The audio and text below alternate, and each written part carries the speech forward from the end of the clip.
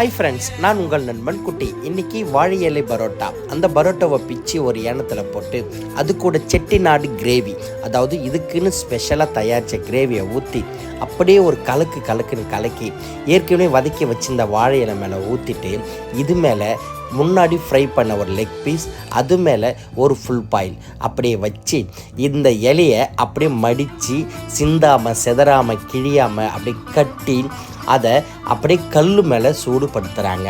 இதில் இந்த மேலே தண்ணி தெளித்து ஒரு ஏனத்தை போட்டு முடியாடுறாங்க. ஏனை தண்ணி தெளிக்கிறீங்கன்னு கேட்டேன்.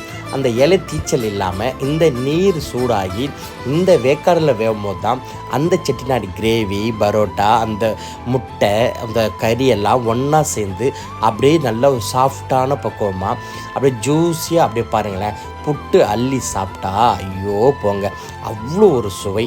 அந்த பீஸ் அவ்வளோ ஜூஸியாக சாஃப்டாக இருக்குது.